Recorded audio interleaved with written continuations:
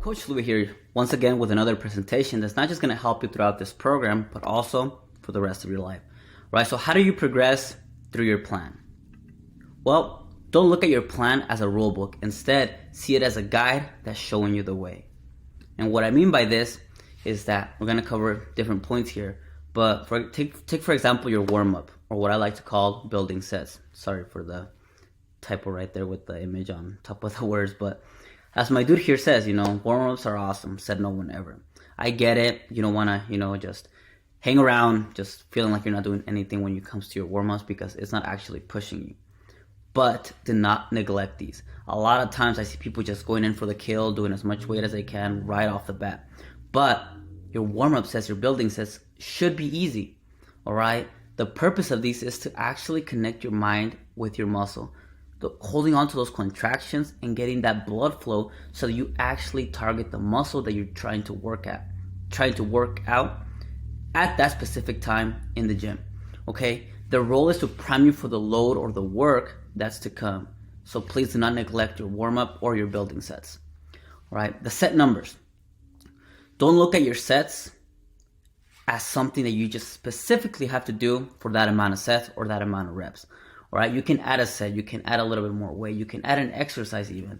All right, throw in a couple more reps like I mentioned, or even cut your rest periods a little bit shorter. But what I always like to say is, if you can keep a straight face during your workouts, you're not trying hard enough. All right, if you feel like you're just, hanging out, just moving weights around, you cannot expect the best results possible because you're not putting the effort behind that work. All right, so please do not do any of this. Adding sets, adding weight, or even adding other exercises, if you have not recovered properly. If you feel like just barely recovered, or you're still feeling very sore or weak, do not add this. That just means that the work that you're doing is actually efficient and you're actually challenging your body to transform it. Styles of reps. So I'm going to talk about styles of reps and styles of sets. If you missed out on that presentation where I talked about these two things, please shoot me a message and I'll send that link right to you.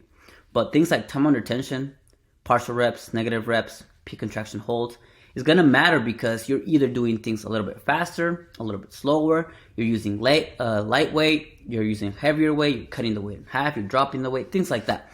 All right, so stop worrying about how much work you're doing and focus on the quality of your work. Okay, go in with the purpose of doing as much as you can with the purpose rather than doing as much as you can just because you feel like you need to get more done.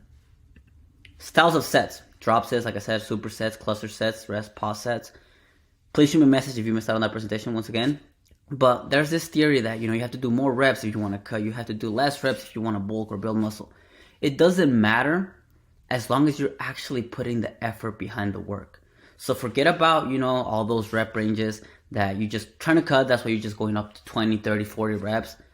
Please know that as long as you're trying hard, as long as you're putting purpose, as long as you're bringing that intensity within your workouts, you will see results. You will transform your body.